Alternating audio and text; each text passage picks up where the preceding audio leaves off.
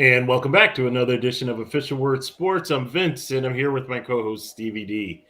Stevie D, we've had a wild west kind of week. Yeah. Dare I say? There's been a lot that's been happening in the world, right? Not going political, just entertainment wise. The NFL has kind of settled down. You had the owners' meetings this Yep. week, and obviously with the owners' meetings, there's rule changes. Hint, hint. Rules changes. Hint, hint. Right? I Yeah. Yeah. I know where you're I, I, going with it. I absolutely hate it. But aside from that, everybody's talking about it. So we have to talk about it, right? What did your parents say when you were younger? If they were going to jump off the bridge, would you jump off the bridge? Well, this time I'm jumping. I'm jumping because this, this was, and you know where I'm going. I'm talking Yeah. about Yeah. Will and Rock. That's what I'm talking. I was gonna say, did you see the boxing match on Sunday? Right. I mean, that was just. It was unreal, right? It's the only way to explain it. It was just unreal because you never would imagine anything Yeah. like that. You just, hey Terry, how are you? Welcome back. But you wouldn't imagine anything like that. I heard the funniest joke, and everybody knows what's happening. We don't have to go through everything, but I am going to dissect some things down, right? But and I'm going to absolutely butcher the joke, right? But I'll give the punchline at least, right? And it's everybody knows that paper beats rock, right? I have to pull it back. It's out there on the memes, but I'm talking about the slap, right, versus the punch. When you think about it, was it a lapse in judgment? Was it staged? Because that's what I thought it was when it first happened. I was like, there's no way, right, that anybody, let alone Will, right, the clean cut persona, right, everything's good. There's no way that the Fresh Prince is going to walk up on stage, right, and just go way back and come back and hit rock like that, right? And when everything first happened, I was in defense of Will.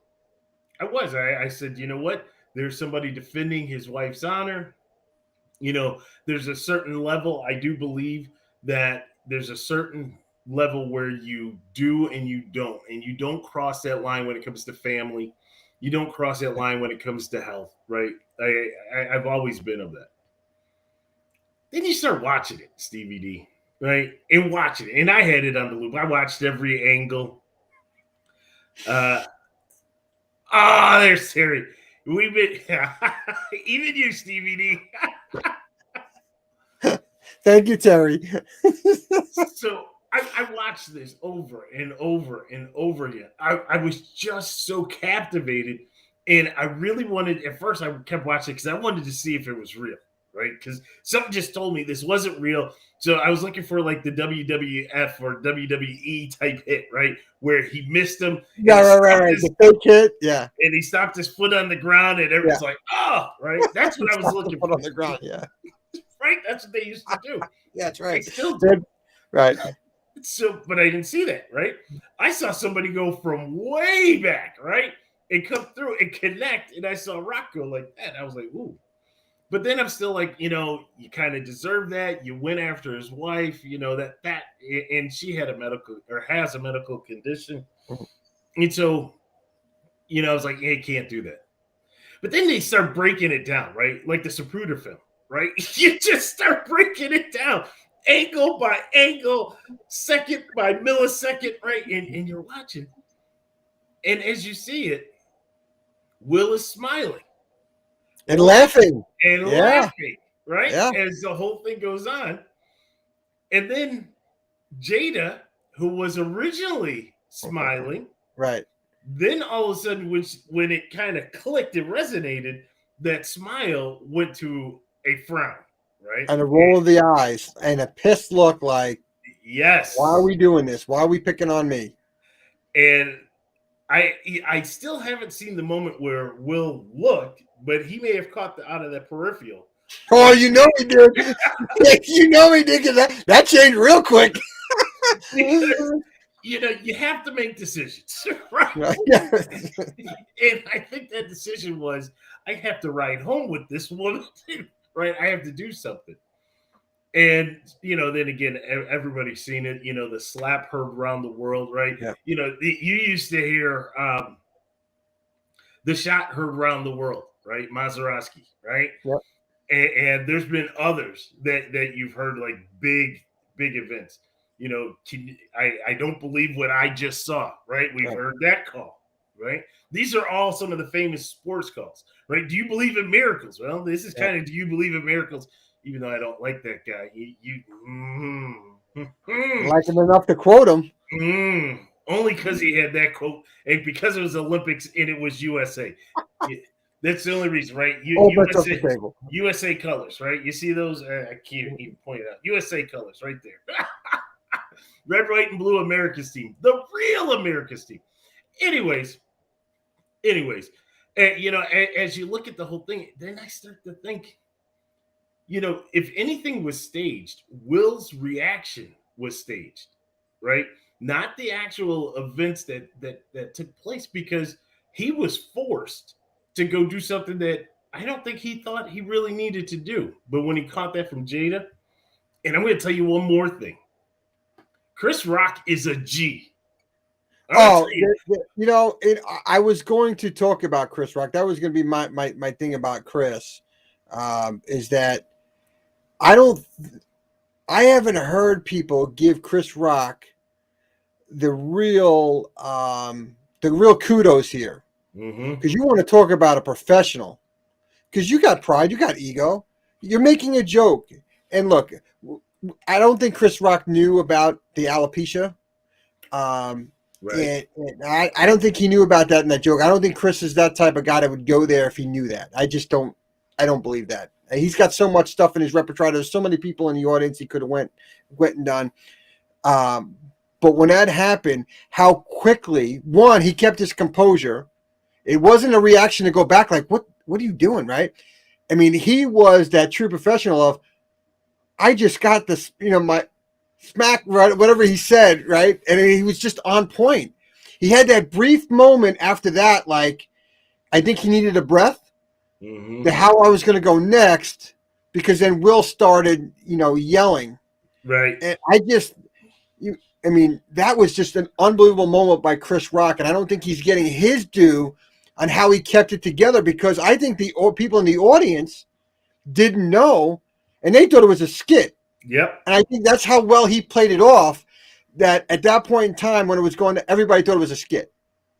Until he started yelling. Until he Right. started yelling, right? Get your effing my wife's name out of your effing mouth. And it was just like, that's when I knew at that point, because I didn't watch it live, so I watched the replay. So I was like, is this real? Is this fake? And at that moment, I said, oh no, this is real.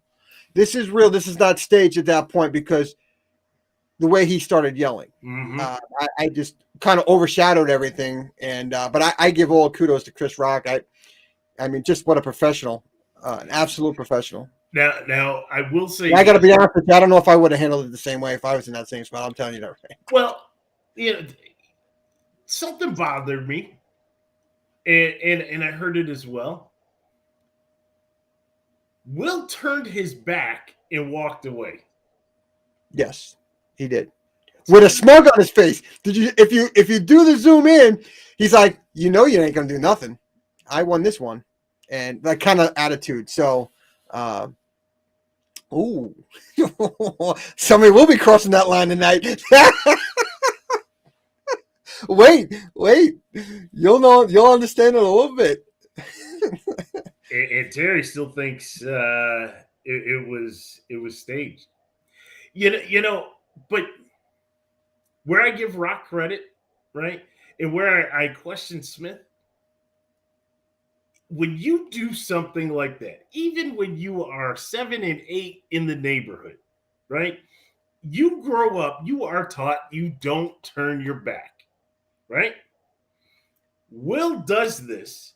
It turns his back to Rock, right? Now, we're talking that was a monster slap. He turned his back because he knew Can't get hit in the back. you got it. He knew Rock wasn't coming for him. He knew that that was it, right? That was a drop your mic moment. Yeah, I did that, and all right, what you gonna do? Right. That's a punk move to me. That's a punk move.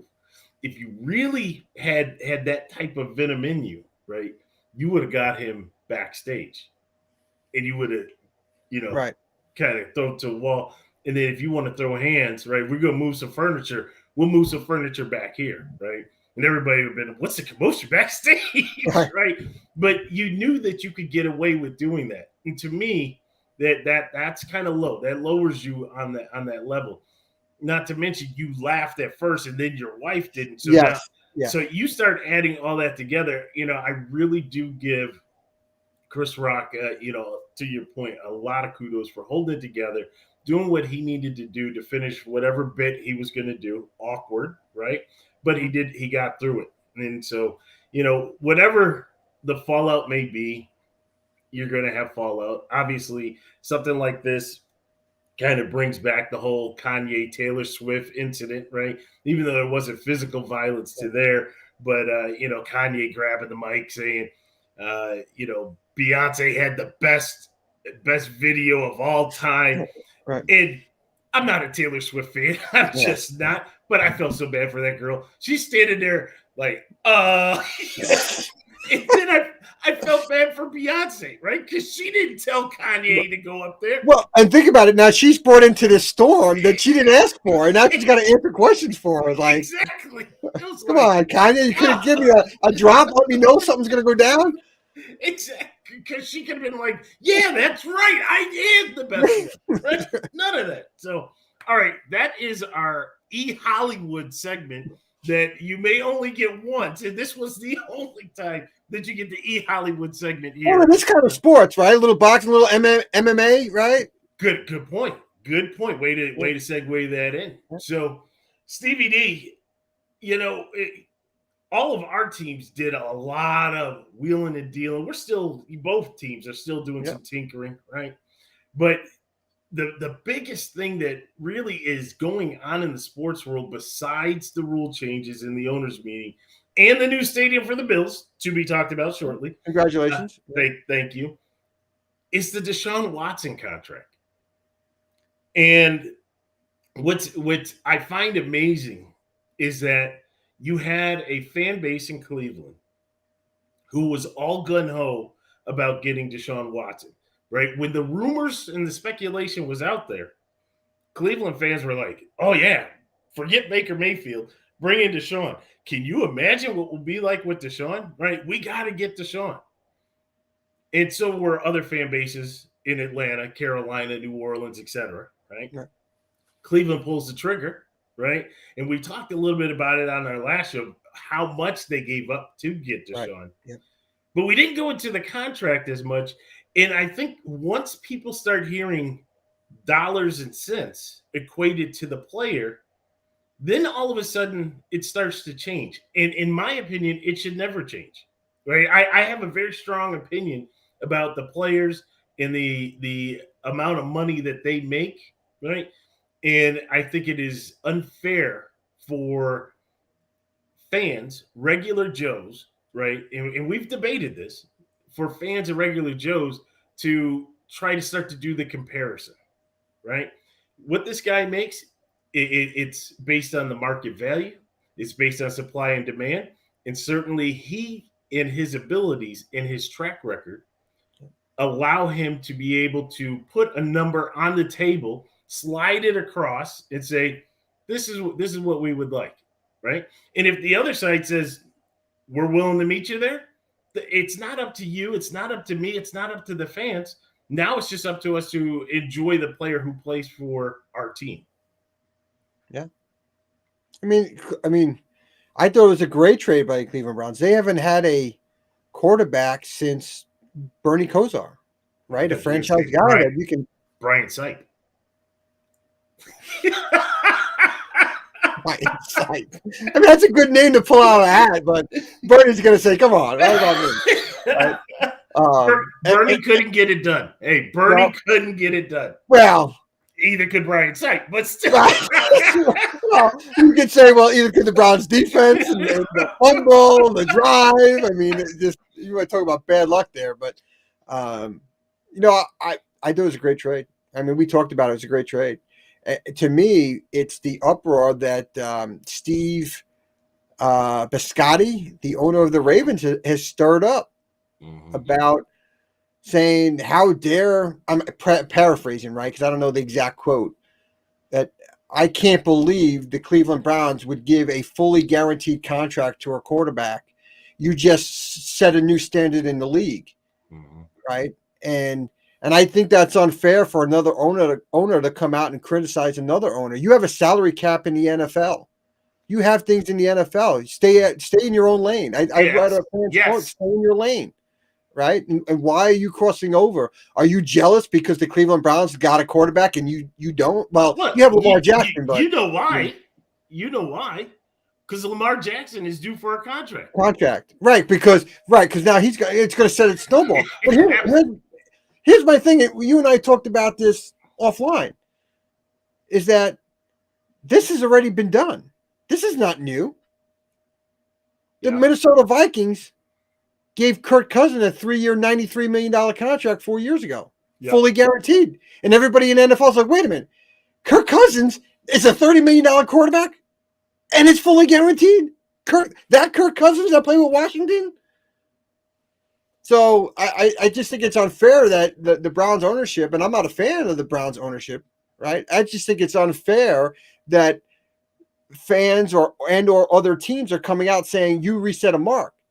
Well, we're going to get into this trade in a second. And we talked about Devontae Adams. You want to talk about, you went from $18 million a year wide receivers to $30 million receivers. Somebody should be picked off of that because you missed the whole 20s. So you literally, the Raiders jumped that, and there's no negative feedback for the Raiders on the Devontae Adams deal where they jumped the whole 20s. I mean, nothing in the 20s. How is that even possible? That's, to me, is more detrimental than the Kirk Cousins, because at the end of the day, an owner can be pissed about guaranteed money. Other owners or whatever can be pissed about guaranteed money, but it's their salary cap. If Dashaun gets hurt, they're the ones that are screwed. So again, stay in your lane. Worry about your own team and your own finances. Yes, you can say to Lamar, it's a great point about Lamar. Fantastic point about Lamar, because that's the next one up to get paid. And was that the 2017, 2018 draft class? 2017 draft? 2018. 2018 with the Darnold and Baker Mayfield. Right. The one with Josh Allen. Yeah. We for want some to reason, I didn't think it's Josh Allen at 17. We want to put the best at the top, right? Even though Josh already got paid. Josh has already got paid. Right? I know, and probably sitting there like he's probably saying, "Man, I should have held out for that guaranteed money." Well, for at least 30 days, he was at the top of the list, right? Now all these quarterbacks are signing. He starts dropping. I looked at it. He's like 5th or 6th on the list. I'm not feeling for that $300 million contract or whatever he's got. I'm not feeling for him. I'm gonna be honest with you, Josh. I'm not feeling for you on that one, right? So those are some of my thoughts and on that. And I just thought it was unfair. Stay in your lane. I just with that one, I do want to say that I am always amazed with the fan bases that are out there. And going back to Watson, because and I'm not crying for him with that guaranteed money. I'm certainly not going to do that, right? Just like you're not crying for Josh dropping down to 6 on the list, right? Right. At a $300+ million, is it 300 285 or something like that? It's some good in that amount part. of money. Yeah, but it amazes me how they went from one side to the other, right? And now all you hear, all you read coming out of Cleveland is everybody wants to talk about what happened in Houston, right? What happened with the massage therapist? Well, there's a couple things, right? in the land that we live in, right? The country that we live in, you are presumed innocent until proven guilty, right? Right. This particular case went to the grand jury, who returned back that there was nothing there for criminal charges. It's over, right? Yeah. Now you have a civil case, but again, we are not judges and we are not juries, right? Yeah. Except for the 12 people that sit there, right, and listen to the case. And even at that, sometimes they don't get it right. We weren't there. There was only a couple people that were there. Dashaun, the massage therapist, I think his wife or girlfriend was there a couple times. So whatever happened, happened. But if coming from our legal system, if he was cleared, right, he has to settle whatever he needs to do. And a lot of times, entertainers, athletes, public figures have to do settlements. Disgusting. It's disgusting. Just to put it away and put it to bed, right? Yeah. We don't want this to drag on through the 2022 season, the 23 season. Obviously, you found a way. And again, I'm not saying anything disparaging against the accusers, but there's a way that they found to have some sort of financial reward or settlement, right? And so they're going to leverage that. He's going to put it away. He's going to write a check, right? But that's him to try to clear away. The Cleveland Browns fans, let him handle that, right? If you were so concerned, wait to see what came from the grand jury. It came back and said that there's nothing here, right? Both sides presented. That's it. Now cheer on your guy. But if you don't cheer on this guy, right, who is better than anybody that you have had, then you don't deserve a quarterback. I think you don't deserve a winning franchise. They're going to cheer. We'll see. They need to. They will. I think when the dust settles from the time now into training camp, time heals all things, and very true. And all of a sudden, you start hearing them talk at the press conference. Hey, we're doing this, and you see the videos coming out of training camp, and then you get into the preseason game. You're like, "Whoo! Look at this guy!" Right? And then all is forgiven. Right? That's the one thing about sports. I say if Michael Vick can come back as fast as he did in Philadelphia, Deshaun Watson will come back even faster. Now, one more thing on Deshaun. I know I said we were going to wrap it up. One more thing. I am dying to hear what Roger is going to do, right? Because we don't know. You and I speculated. It's horse if he does. It's crap if he steps in and does anything. Well, we thought last year was the unwritten. Yes, correct. Right, suspension. Mm-hmm. And so now, are you going to do a written suspension? Right, and if you do, on what? I don't know. There's no crime. There's literally no crime. So women said, I don't know what happened, right? But if the grand jury says nothing, how can the NFL step in and say, well, no, because these girls said something and you did a payout, that means you're guilty? No, doesn't mean I'm guilty. It does not mean I'm guilty. It means I just want this to get away because I need to move on with my life, and I have the means and the money to do so. But I need to move my life forward. And if the NFL is going to get smart about it, they'll learn that once that grand jury acquits or throws it out, that's when their that thing should stop, because then it's a civil matter. And you know what? You shouldn't be involved at that point in my personal life. Well, I did not commit a crime. And think about this, DVD.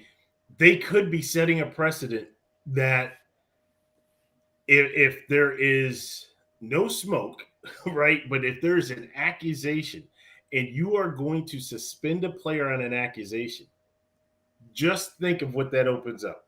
Absolutely. Right? I start right with week 1, who the Jets are playing. Do you know if that's starting to, right? I mean, it just opens up the door, right? And then you're going to have a whole bunch of mess. So I just hope and pray that the NFL lets it be, lets it go, let the league move on in this situation. Let the kid come out and play, because he was cleared. No charges by the police. Yep. Everybody needs to then stay out. Whether you agree that that's what the police should have done, I don't know what people are thinking. But all I know, if the police says there's nothing there, the grand jury says nothing there, time to move on. Let's play some football. That's right. And That's right. let it go. Now, Stevie D, there was more action that we didn't really get. Well, it actually happened like as we were wrapping up, right, in the next one, Right. and that's Cheetah, right? The Cheetah left Kansas City, and you could have gone anywhere except for the AFC East, right? He goes down to South Florida. I get why you went down there, right? He's from there. It's like going home, but I don't need to see him twice a year. Right? I do not need to see that. Him talking about I want to return punts, I want to return kicks. I don't need to see it. They already have Jalen Waddle, right? I mean, they have a Olympic 4x1 team out there at wide receiver, right? The last thing is that they're going to sign Usain Bolt, and there you go, right? They still This don't is got a quarterback to get him the football, so maybe they'll just hand it off all day. you, I saw, and I blame you for this, DVD, because all of a sudden you have me into social media, Oh, Instagram, TikTok, all this stuff, right? And here I am thinking I'm watching for dances, and here I see a video, and it says Baker Mayfield throwing to Tyreek Hill and Jalen Waddle. It's this little kid, right? He drops back to pass. He goes to throw the ball, and it goes like 3 feet. Right? And I'm thinking, yeah, that's about it, right? That's about it. But it's still, when you look at the weapons that they have, and you look at what Hill brings to the Dolphins, hey, that's a very formidable wide receiving crew, and it that opens up everything else, right? They have Gesicki, so you have a great tight end in there, right? I like Mike Gesicki, and so now you spread it out. You have a decent running game. I mean that's tough. That's tough. one of the special things that Tariq can do, and just because he's played here in Kansas City, so you see a lot of the tape of him out here, is a 3-yard pass. He catches the ball and then he stops and he gets the corner to stop, and he's so quick with his feet that he's gone. He makes it look like he's going to the inside, and he cuts it back to the outside when there's like no space, and he's still able to get past that corner, and he's gaining 15 yards on something that should have been done in 4. Mm-hmm. He's a special athlete that has an amazing skill set that I don't know I've ever witnessed in person from a wide receiver spot that can stop and go like that. In like Barry Sanders was pretty good at stopping and going in the transitions in his runs, and I've never seen another football player can do that where he can stop, cut, and then take off. Tyreek Hill is like that for me as a wide receiver. It's unbelievable because they say don't stop, right? Because by the time you get up again, other people are going to be there. Oh, that doesn't apply to Tyreek Hill.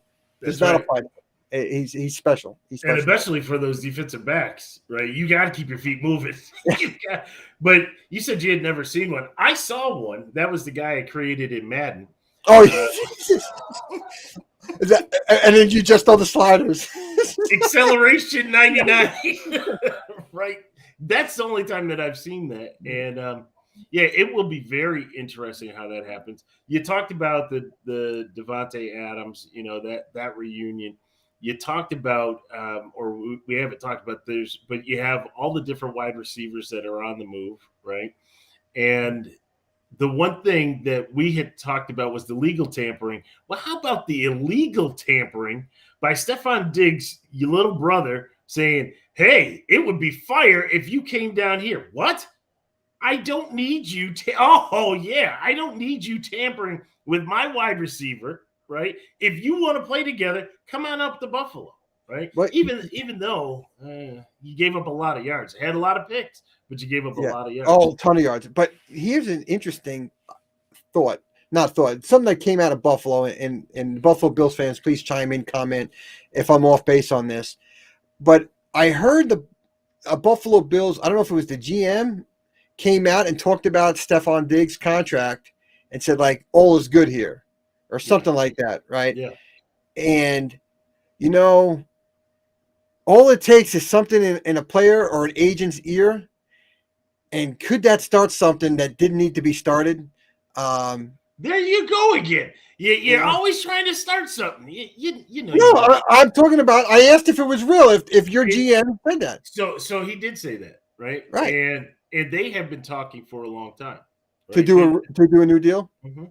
Okay, because So it didn't sound like that on that snippet that I they read. That he said, well, he's got 2 years left on the contract, so that it's really not a priority for Buffalo or something along those lines. And I'm like, oh, no, it's it's not not that big it's not a news. priority, but yeah, they have been talking because they knew when they got him, right, that they were going to have to rework the deal. I thought he It, did it get a new deal with them. well, Now he's just low on the totem pole as far as salary goes because it's a dated maybe that's contract. what it was, or the extension. He doesn't have enough years left on that contract, and so it's coming due, and so they knew that they were going to have to do something, right? And you looked at where the Bills were when they got him. They knew that they were going to have the pay up for Josh, right? You knew you were going to have to do the pay up for Tremaine Edmonds, who was coming due, right? And so you At have what year was that contract for Tremaine?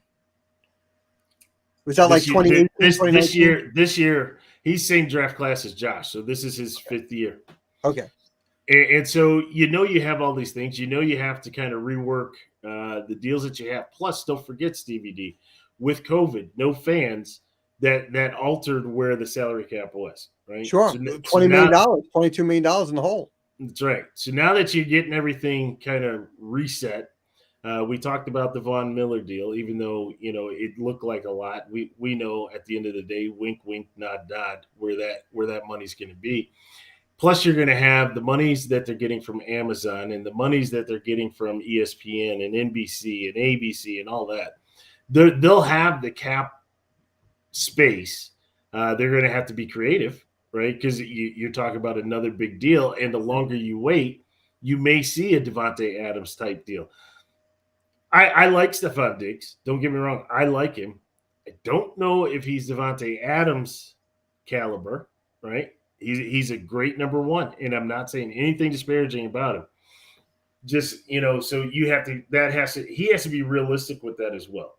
But with all of that being said, looking at where they are, I don't think there's any smoke there, right? When there's smoke, Good. there's fire. Good. I don't Yeah. think there's any smoke Good. there. And I just, Good. I get a little defensive when I hear you. And if I have to be on the defensive, I think it's time. I think it's time. No, I don't. I think it's time, right? You threw the first shot, and so I wasn't even throwing a shot. I just I wasn't throwing a shot. Terry, was I throwing a shot? I was asking a question. Jay, are you breaking news over here? Are you breaking news? What's he Because breaking? saying Bruce Arians is retiring. Now He's not retiring. that's probably Jay just talking. Just Jay coming on there. But actually, no, Jay is correct. Bruce Arians steps down as Tampa Bay Buccaneers head coach. Todd Bowles picked to be the successor. So Todd, Jay, my man. look at Jay live on the show, live stream. There it is, and you Nicely heard done, it. Jay. You heard it second from us because Jay, our scoop reporter, bring the updates. Interesting. Well, that changes the game right now. So we're gonna have to change on the fly here. Yeah. But no, we are going to follow. No, I think we need to talk about Bruce Arians and Todd Bowles. We are going to follow course. So Tom Brady forces Arians to retire. Wow.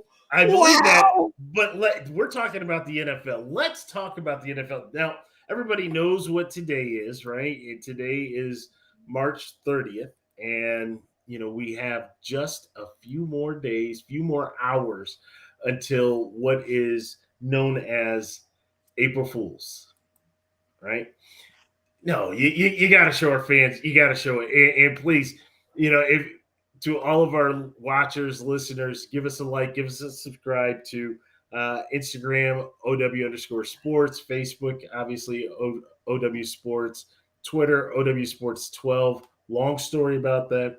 OW Sports for YouTube as well. All right. But before you get started on this, because this is Mhm. your thing, right? Well, this is your thing. Well, yeah. Unfortunately, it's not a good thing for me. It's not a good look, right? But what I'll say is, we've been talking about this since maybe May or June last year or something like that during the Yeah. football season, that we were going to wait for April Fools to talk about. Yes. In my years of on this earth, and all the people that I've come in contact with through high school and work and all this stuff, this is the greatest April Fool's joke I've ever heard of. Obviously, I'm a part of it, so obviously maybe I'm a little partial to it. But of all the jokes that's ever been pranked on somebody that I've heard of or been a part of, this is number one. So with that, Number one. I will So, turn it over to the mastermind of my demise. and let me tell you, there for when you want to do an April Fool's joke, right? You can say, "Oh, it's raining" or whatever, and haha, April Fool's. No, this was a legitimate April Fool's joke that took time for preparation. It took time to communicate, and in order for it to be successful, you have to bring other people in, The right? insiders. You need them, right? Who also should be your enemies as well. uh, Mr. Walsh, if you are watching this podcast, yes, I'm referring to you because he was a contributor to this as well. Here's the story. I could go on and on about this, but here's the story. I don't even know when this was. This had to be like Well, Richard 2006. was really young. Yeah. Really, yeah. He was a 05, 06. Yeah. I don't even, maybe 07, but I'm thinking 06. He was that It, young. it had to be about that time. And I had hair, people. and so Stevie D and I were living in the same town. We worked for the same company. And so we had a lot of interactions. And, if you haven't known, we're both in IT. And so had access to a lot of different things. And I guess, now that I'm no longer with that company, I can't get in trouble for some of the stuff that I did for this, right? So I was in charge of programming the phone. So the toll-free numbers that came in, I would be able to pick out a toll-free number we weren't using. I would be able to take that number and assign it to a phone. So I got my first insider of an accomplice I got. And so I told her, all right, here's what's going to happen. I'm going to write this up. I'm going to have this toll-free number ring to your phone. And when it rings to your phone, just pick up and say, hello, NFL properties or NFL office. How can I help you? Right. And then I gave her the script of what should happen is that person should say, hey, I just got this in the mail, blah, blah, blah, and for her to follow the script. That was one. That worked out well. What I actually did was I put together a packet. It was about a 10 to 12 page packet. It looked good. It looked official. This is before all the memes were really blowing up, right? So I was doing the copy and paste of the logo, had to recenter, resize, all of that. Got the logo on there. Then I did a watermark on the backside, on the side of the paper. Obviously, when the NFL sends something out, they're going to have their watermark on it, right? Probably infringement. It's past 7 years, so I'm good on that, right? So the statute of limitations is all gone on everything that we did here. So we have the watermark. So now I have to come up with the script, right? And so I decided on this script. Steve had, loves his son, right? I love his son, but he loves his son to death, right? And so You're going to make me I, start crying. It's so funny. I decided that we were going to do a Father of the Year award from the NFL, right? And that he was selected as the fan father of the year. And because of this, For the New York Jets. for the New York Jets, he was the representative of the New York Jets for this fan father of the year. And what I did was I put quotes in there from fictitious people. Oh, this is the greatest thing in the world. These people are so good. You know what, Stevie D? We're going to post this, to our Facebook page so that people can actually read it because it was great, right? So, anyways, we had different quotes in there, and then I got one accomplice. I got his wife, and she had told me Steve's going to kill me to know that I was part of this. I said, no, don't worry about it. Don't worry about it. I think I was the best salesman at the time. Mrs. D, don't worry about it. It's good. I'll take all the heat for it. This is so funny. And it took a little bit of convincing. I'm going to tell you, she didn't instantly just say, okay, here you go. She was holding back. And I was like, please, Mrs. D, this is going to be so funny, blah, blah, blah. I'll take the heat. All right. So she provides me a picture. So I scan a picture. I put the picture in there, trying to make everything look as official as possible. Right. And then I go to the next page. So, because you're this big winner, here's the package that you get. Right. And the package that he was receiving was going to be an all expense paid trip to New York, because back then the draft was in New York. Right. By the way, side note, Stevie D is originally from New York, a la the Jets fan. So that plays into this as well, right? And so then we said, part of the package, you're going to get clothes, you're going to get... Can you back it up for a second? Because this is an Sure. important detail. Okay, this is where Mr. Walsh comes into play. Well, wait, hold on. You're going to cover that? Yep. Okay. So in the details... That was a really good detail. Here, you're going to get clothes, you're going to get this, you're going to get that. And then we're going to have a selection of all the 32 representatives of the different teams. And if you're selected out of there, you will win the grand prize of being an honorary captain for a preseason football game, where you'll be able to go on field and be able to do the coin toss. It's looking good. It's looking really good. Then I put the terms and conditions, which Mr. DeCola did not read the terms and conditions because... Dude, I was so excited about the top. Read the terms and conditions. Sign me up. I'm good. The first letter of every paragraph, if you were to read it, spelled out April Fool's. I had to put that in there, but that was in there. So now I have this packet, right? And then, here's how you claim your prize. You have to call. Remember at the beginning of the story, you would call into the toll-free number. I had all the teams listed, the time slots to call. It's really important for you to call at this time slot because this woman was working, right? So now I have to get this package to come from the NFL, right? I can't send it from Florida because that would be a telltale giveaway, right? Well, we had an office in New York, and so I put everything together. My old stomping grounds turned on me. I put it all together, put it in the envelope. I called them and said, this is what I'm doing. Everybody's dying laughing. Don't say anything. They said, no, I won't. What do you need me to do? I said, okay, just mail this back, but I need to get it with a postmark coming from New York. And they were like, okay, yeah, I can do that. That was the clincher. That was the last thing I needed. So now it comes in, and lo and behold, Stevie D is on vacation, right? He's driving with his family, and so now they're driving back. So I'm on the phone with them. Stevie D, where you at? Right? Because I'm waiting for this whole thing to go down. Oh, we'll be back in an hour or so. Okay, very good. So he gets home, and I'm waiting, right? And waiting with anticipation, right? I just know that this is going to be good. But this is see, everything was supposed to take place on the 1st of April. That's what I was going to tell him. So this is kind of I think this was on the 31st of March is when you actually came home. So he gets home. He opens up the package. And mind you, he lives no more than 5 minutes away from me at the time, right? Opens up the package. He reads it. Has a conversation of euphoria and excitement with his wife, who is now all of a sudden feeling guilty.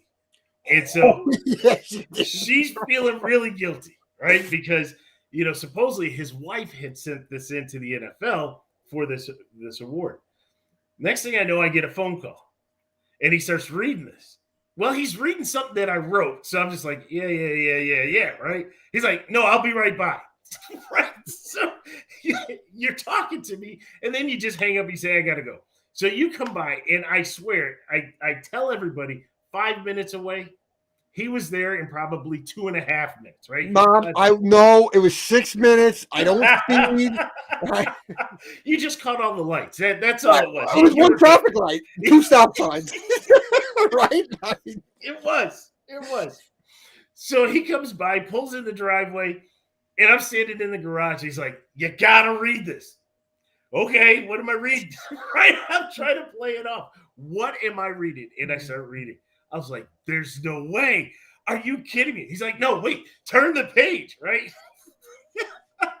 I can't believe this. And I'm like, oh, you got to call. Make sure you call tomorrow. He's like, oh, yeah, I'm going to call. Right. So now, as he leaves, his wife calls me. And she's like, I feel so guilty.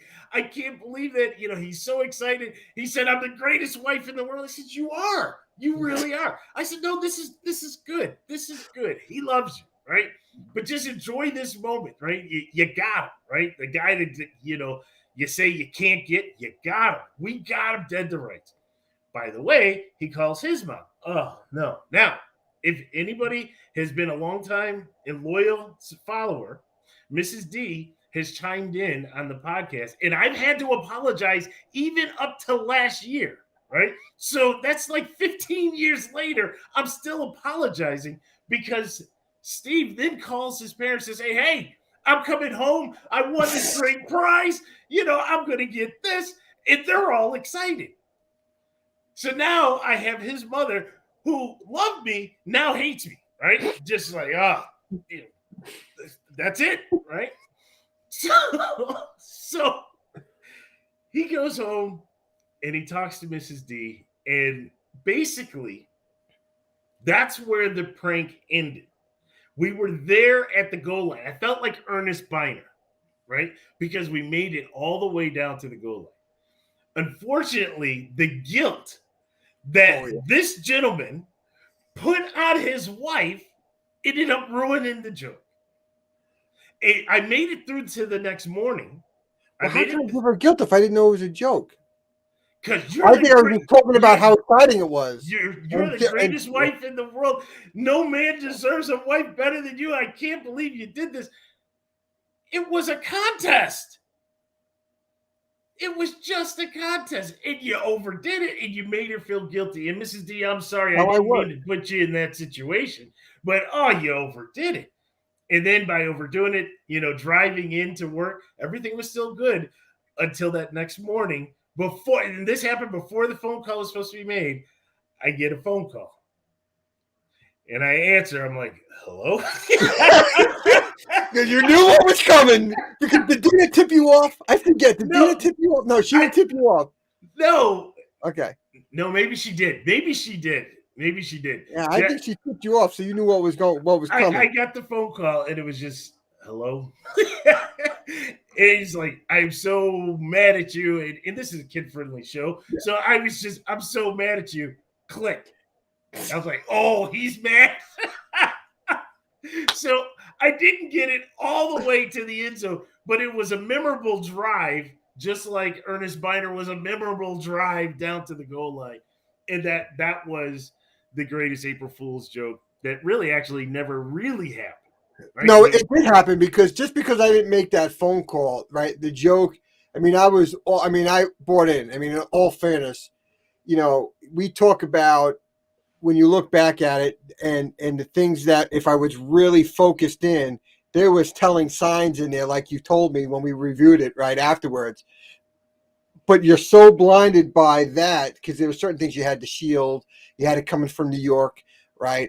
Being mailed from New York, it was legit there. There were so many things that looked legit that you didn't pay close attention to the smaller detail to it because you were just so excited, like, holy cow, right? Your wife's selling it, that she submitted it. So, it all kind of lined up. And like you said, the guilt got to her. But then, that she's got to own that piece because I didn't guilt her like, I was just thank you, right? So that was her fault. Oh, you picked the weak person. You picked the weak person. What can I tell you? No, you turned it on. And ladies and gentlemen, not only did he turn it on to say thank you that caused that to end. I see that wink. Next thing I know, he parlays this prank into getting jerseys and balls and dinners. And I was like, wait a minute. Hey, that's how I roll. I think I was the only kid in America that could con his mother out of a birthday gift on her birthday. And my birthday was 5 months later. So, you got to take opportunities, right? And I took the opportunity to cash in, and I cashed in on the guilt. And, and I feel bad for you because 15, 16 years later on the podcast, you're still apologizing. It took my mom was not mad, right? It was all fun and good, right? But it was just something to keep the joke going. But my mom being, mad, right? So, and really when you tell a story, it's a great story to listen to, right? And I'm here listening, I'm squirming, I'm putting my head, my face is turning red like a tomato, right? Because I'm just the butt of the joke.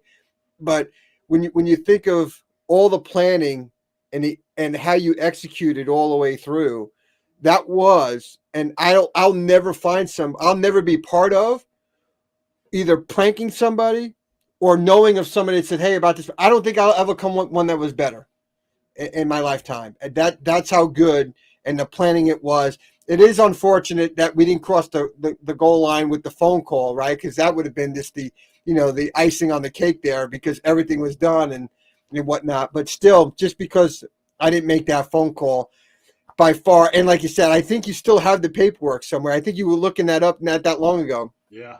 And it would be funny to put that on there to kind of tie it into the fan base on it, because it was good.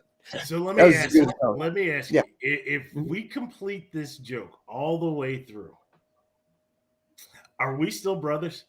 Yes. Because really, at the end of the day, you were mad.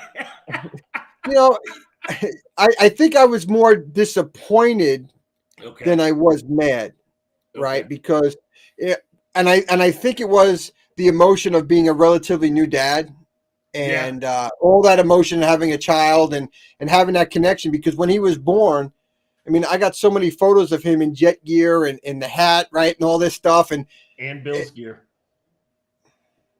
And Sabres gear. I'll give you the Sabres gear. The Bills stuff came way after the fact, and I don't even know how that got through there. Oh, what's another traitor in my house? But I think it was the connection with Richard that I was disappointed, and I don't, and I'm being all seriousness, right? Because we were close friends, right? I mean, close friends, like brothers. Like, I mean, people use that term, and it's amazing how your family and my family, how we grew up, we're so close to. Wow, man, we were parented the same way, and how we approach things is so similar. It's almost like we're twins, right? Mm-hmm. And so that I was never mad at that point. Like, my God, I think it was more embarrassment because I was so excited about it, and I'm telling folks, and then it didn't happen. So it wasn't so much I was upset, probably more embarrassed. When you look back at it, 16 years later, I think it was more of embarrassment. I told my parents, and then I had to call them back and say it was a joke, and so I got egg on my face on that piece of it, because you get so excited about it. But the greatest. I don't know how to explain it. And it's funny to hear this story told out like this for the first time in probably 12 years, 13 years, because when it first happened, we tell it every year, right? Mm-hmm. And then it died out, and to bring it back again, 16 years later, and hear you tell the story from the planning all the way down. Now, was Stevie an D, amazing thing. Stevie D, I want people to know out there, don't feel bad for this guy. All right? Don't feel bad for this guy. I'm just saying, because this is my partner in crime in Practical Jokes. Because we had the other one with Larry Beers. Yes, Larry Beers. Yeah, rest his soul. Absolutely, Larry Beers. What a great guy, and I think we've told this story at one point on the show. We did, right? With the season tickets, and we got into a fight, and he lost the season tickets. I mean, that was a great practical joke. Hey, look, I'm a jokester. I love to laugh and everything like that. I was able to laugh about it a little bit after the joke, and it kind of moved back, and part of me was that same day we were back good. Yeah, but like with Dina, Dina, oh my God, my wife, I put her through hell for days after it, making her feel so bad. I had every food I wanted, she was making. Anything I wanted, she got. Any desserts I wanted, I'll go get you anything you want. I'm so sorry, blah, blah, blah. But you know what? I could really use that Yankee jersey. I really wanted the Yankee. It was like $300. Chamberlain. Jabba Chamberlain was the guy on the scene that was coming out at that point in time. So whenever Jabba Chamberlain was a rookie, that's when it went down, because I got the jersey, right? So I mean, everything. I just parlayed it in that, and she felt so guilty. And even after I said, "Hey, don't worry about it. I'm good. I'm good." But that's how caring and loving my wife was. Is just that she's just she doesn't like to disappoint, and that's one of her special qualities that she has is that she's so caring and everything like that. And even though she was on the joke, she felt so guilty, and then even afterwards, she just wanted to make things right, and it was always right because at the end of the day, it was a great joke. It was beyond a great joke, So and it made it even better with April Fool's Day.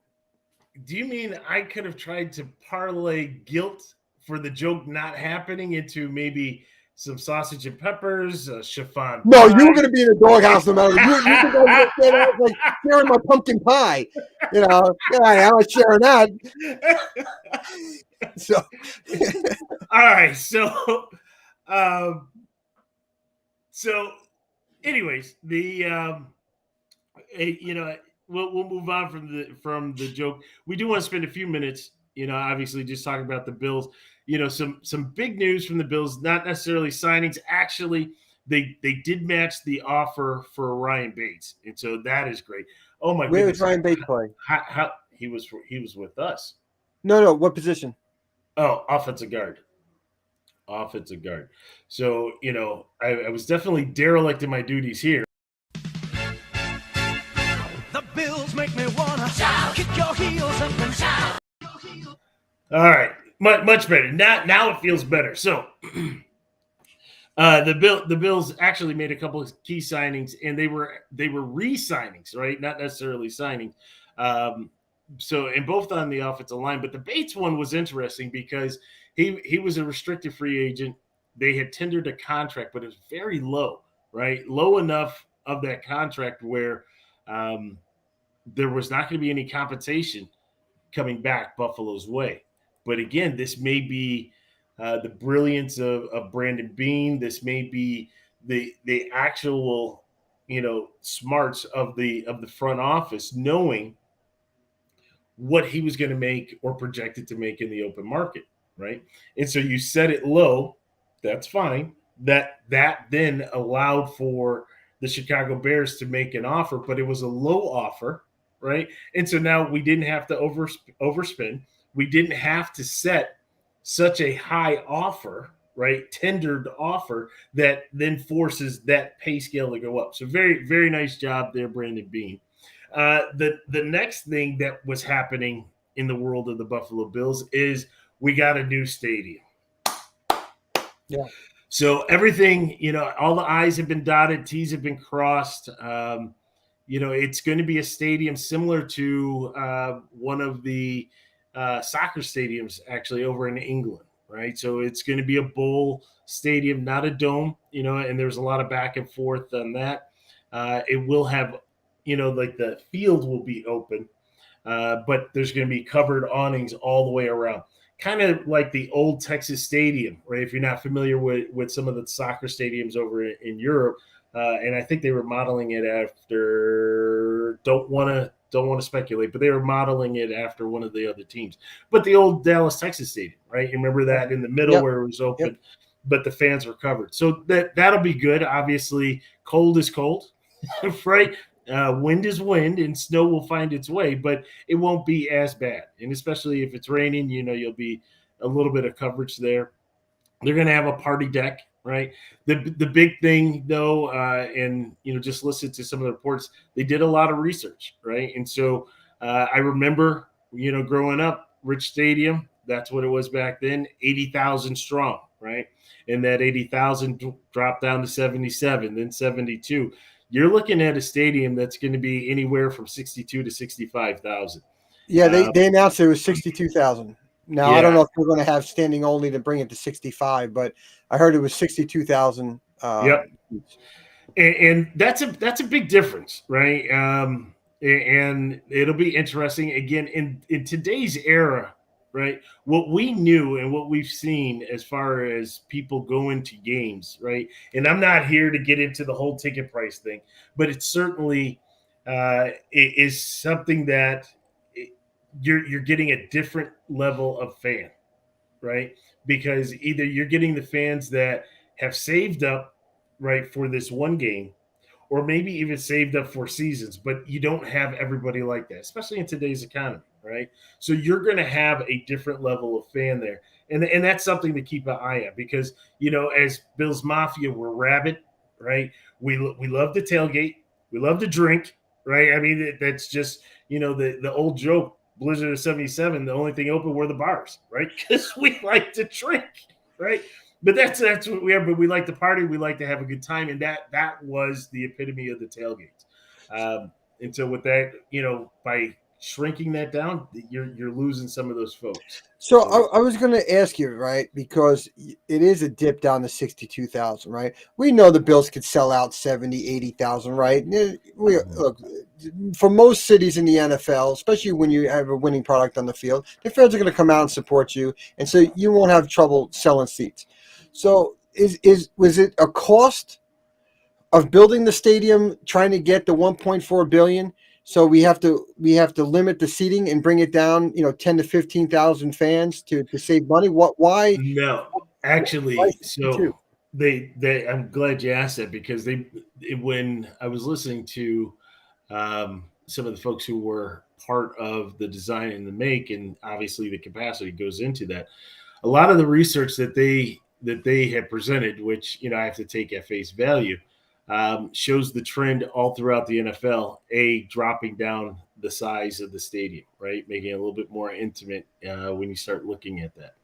Interesting. Yeah. And then they started to look at the numbers, right? And, again, you have to be careful, right? Television does not always tell the truth. And sometimes even the printed word doesn't always tell you the truth, right? Because you look and it'll say season ticket, or they'll say total attendance was, if you have an 80,000 seat stadium, it'll say like 80,042, right? Or it may say 79.5, but those are paid tickets, right? Right. They don't always put what the true actual fans through the turnstile equals, right? And so what they were finding is that there's actually probably about a $3,000 to $4,000 or not dollar, but a 3,000 to 4,000 person difference between that, right? So when you're looking at a 72,000 seat stadium, really you're getting 68,000 people through the door. Is And that that's because you got an open seat here, open seat there, and nobody, you can't sell those onesies? That's exactly right. That's exactly right. And that's across the board, right? That's not just in Orchard Park. That's all over. That's Foxborough. That's in New Jersey where the Giants play. That's and the Jets play in New Jersey too. I was helping you out till you turned. You brought my attention back. So, but we're very happy, right? There's going to be a lot they could do there. Plus, it's a 30-year deal. Right. So that's locked in for 30 years. I don't have to listen to Mr. DeCola over here come back, and Stevie D saying, hey, your team could go to Austin. Hey, your team could go to Mexico City. Hey, Well, I don't know what took so long.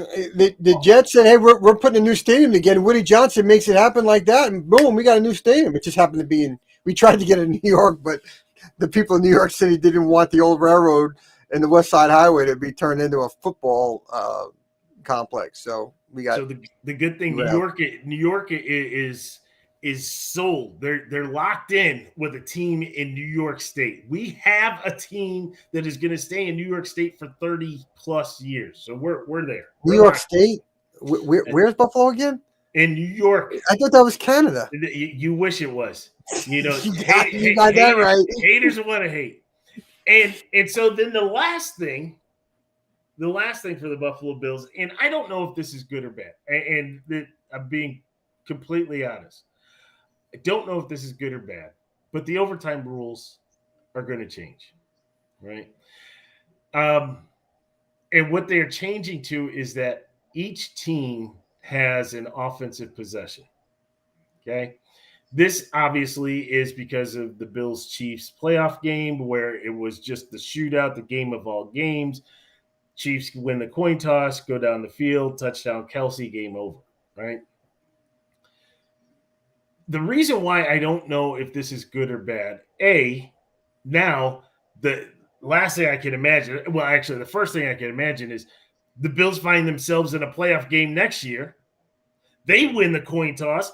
They go down the field and score. The other team gets the ball back. They go down the field, score, kick, or get a 2-point conversion, game over. If we would have just had the first possession for the touchdown, I would have been good, right? So, as a Bills fan, that's what all of a sudden, something happens, you start thinking, oh, how is this going to hurt me, right? But the bigger thing, Stevie D, and just, your input or insight on this, what I don't like is making knee-jerk rash decisions, right? They did it when they tried it with the penalties in reviews for pass interference, right? And we saw that was a debacle. Yeah. Now you're making a knee-jerk decision based on everybody clamoring. But hold on a minute, people, right? This is the way that it has been, well, modified, but this is the way it's been for 10 years. Are we going to make a decision the very next year just because of that? Or should we take a step back and review and really see what's best for overtime? Well, didn't we have 2 rule changes in the last 5-8 years or whatever? Wasn't there a New England Chiefs game that changed overtime rules again? And now we have this play, this game between the Bills and Chiefs that changed it again, right? And so when you are doing reactive thoughts, nothing really comes good out of it, right? If you're going to change something, it should be where there's no outside influences from a team, and everybody collectively says, you know what, we have to be better. Let's take a look at this, and that's when I think you have the best plan and input by the different teams or committees that vote on something. I still go back to one thing: you play the whole quarter. Yes. You play the whole quarter. Yes. Just play the whole quarter. If you're still tied, you go to the next quarter. I don't know, right? I guess at some point you got to end the game, but I go sudden death after that first quarter. Yeah, I just think play the quarter. Minutes. Yes. You play Thursday night football after a Sunday game, you can play 5 quarters on an overtime game. And if you want to just say it's for the playoffs, then do it for the playoffs. But at the end of the day, well, that's what if it was me, just like in hockey, I would have overtime rules for regular season, and I'd have overtime rules for the postseason. Baseball has it, right? Extra innings is completely different when you get to the postseason, right? Hockey has it, right? You play 3-on-3 and then a shootout. You get to the playoffs, you play until you score, right? And there should be no fear from the NFL that it would be like hockey, right? Hockey's a completely different sport. So, yes, they could go on for 6-7 hours, right? Go into all those different periods. In football, if you can't get the lead in the first, then somebody's kicking a field goal and it's going to be over, right? Plain and simple. And I just think the playoff games in football, it won't drag out as long as everybody thinks it will. Just play the whole quarter. It's, look, I give you credit as a Bills fan that when it happened, you didn't get on it about it. You didn't say sour grapes about it, right? Because it went against you, right? But I think we all knew even before that game, the kickoff of the game, the playoff rules were flawed. And I just don't understand why it's so difficult to get the owners to say just play a whole quarter. That's right. Because at the end of the day, I don't know an owner would say no to that. Because that's the fairest thing is play the whole quarter and whoever has the most points wins after that quarter, right? And honestly, I can't see why the networks would have a problem with that because all of a sudden on Twitter, right, or on Instagram, are you guys watching this, right? And that's another 15 minutes of ad space and, what have you. So, but again, those were some hot topics, right, that were Bills related. And now,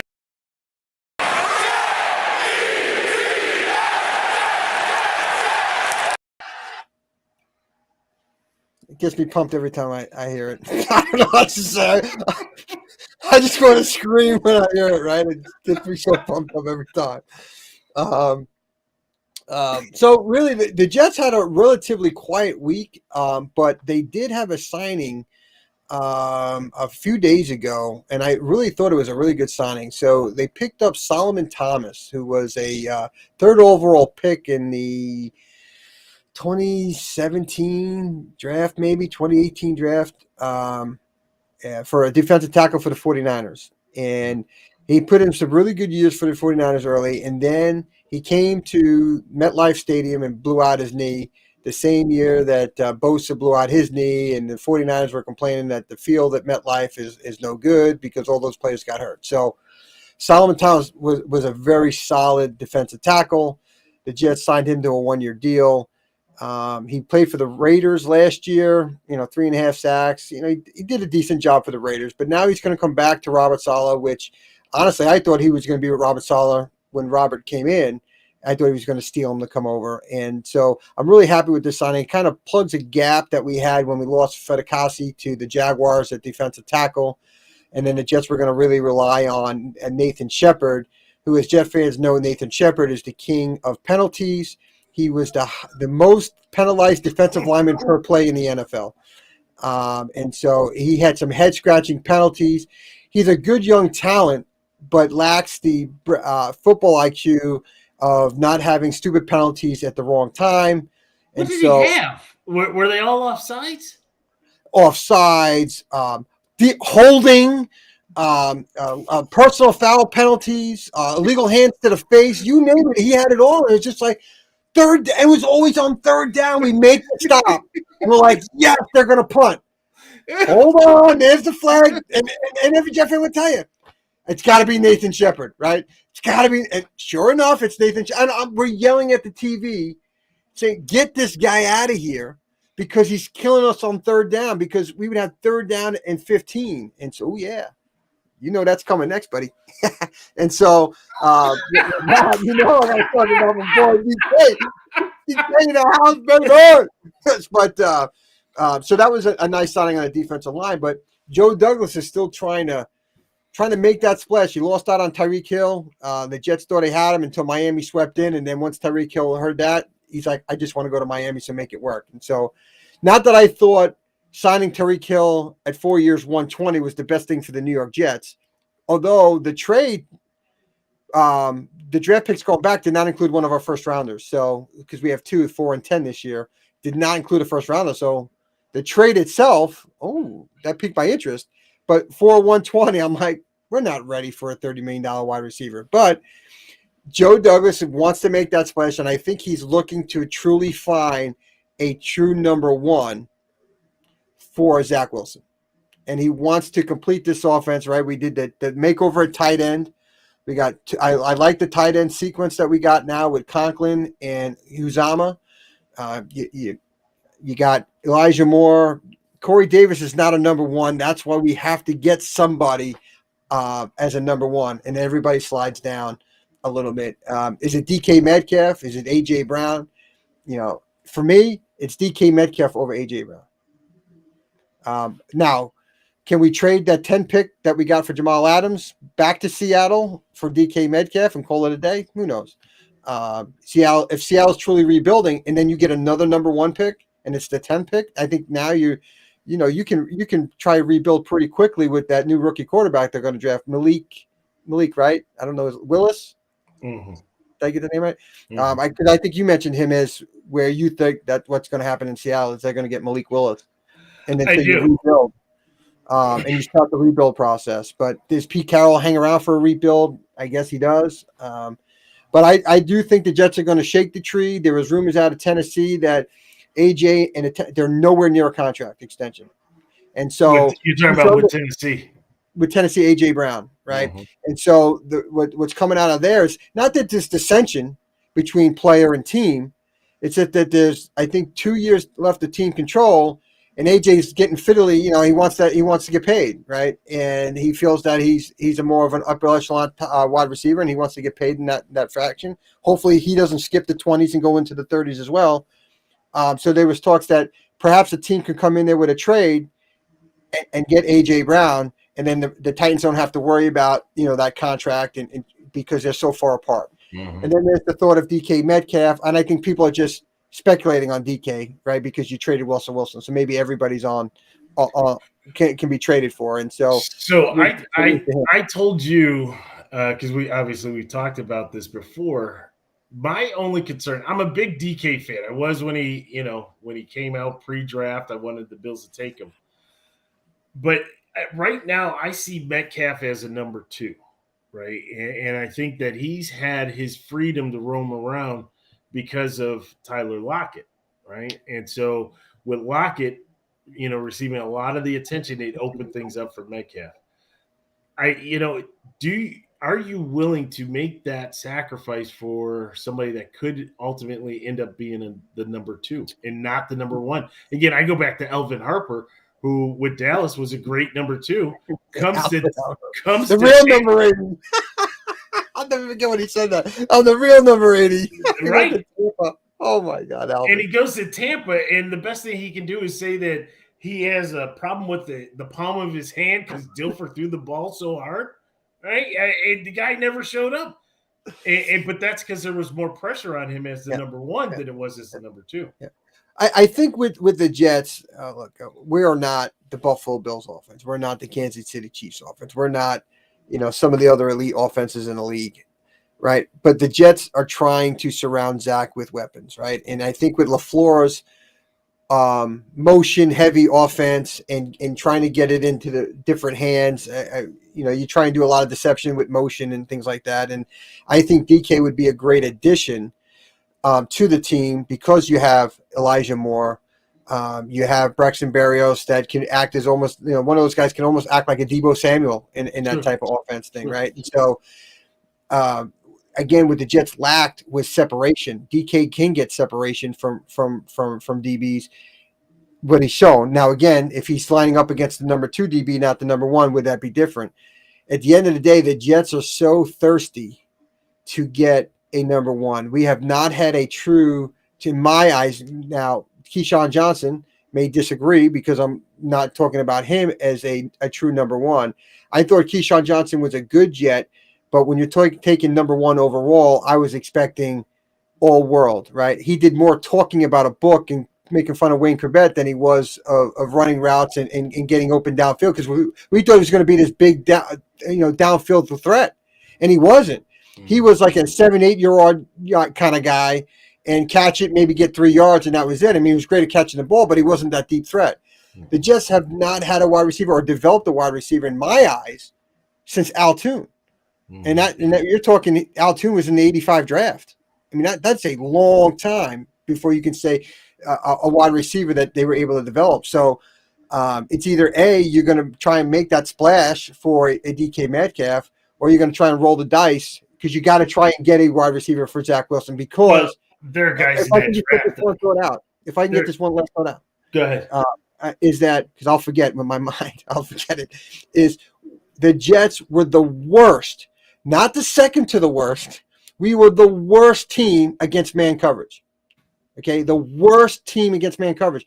And you want to talk about where a rookie quarterback can struggle is if a team is playing man coverage and your receivers can't get separation, man, that's hard for a quarterback to complete those passes. And so I just go to that and I say the Jets have to do something because we can't go into this year with that all over again because it was not successful, and the stats showed it. I think their yak after the catch was 1 yard, 1.1 yard per reception on man coverage. Really? Yes. Yeah, I read that statistic. And just like I said on a different show, the Jets' pass blocking out of the tight end and running backs was the worst in the NFL. Right? So what did they do? They went outside Conklin, who's one of the best run blocking tight ends. He's also becoming a threat with his arm, with his legs and his hands. And they're obviously they got to make some adjustments at the running game, but they at least adjusted the poor pass blocking out of the tight end. So I give credit Joe Douglas to really trying to plug some of these holes that they have. But again, is it the splash for the wide receiver? I don't think it's going to happen. They had their shot. The Jets insiders that cover the Jets at Florham Park were coming out and say Joe D is going to make a splash. The Jets are going to make a splash. We've all been waiting what that splash was going to be. And then all of a sudden, in the blink of an eye, was Tyreek Hill. We're like, what in the world, Tyreek Hill? Like, where did this come from? So the insiders knew the Jets were trying to make a splash. They went for it. It didn't happen. personally speaking, I'm not going to kill the Jets if they make the trade because Joe wants to make a splash. I understand it. I'd rather draft the right wide receiver and let him grow with Zach Wilson and develop that together. Keep the salary down so you're not, giving yourself cap problems a couple of years from now because now all of a sudden you got a really expensive wide receiver and you're paying, and it just throws it out of whack. So that's really my Jet report, and it's not much other than Solomon Thomas, but again, just kind of reiterating what I said a couple of weeks ago on the Jets. Sure. Well, CBD, it's was a long. We had a long story, but we talked about some good things. I just I'm very fond of every April 1st. I'll never forget that day. And thank you for being humble and for participating and for allowing this to come out. We got it on tape. Yep. Again, for everybody, you can check us out. Excuse me, on YouTube. We have all of our streams are on YouTube. You can check it out at OW Sports. If you want to tweet at us, OW Sports 12. Obviously, the Facebook, look for OW Sports, and on Instagram, OW_sports. You can check us out there. Give us a like, a follow, subscribe. Just say what's up. Let's just chop it up and let's have fun with this. It's good to be on here. We're still in the dog days of the off season, so we're gonna be a little intermittent.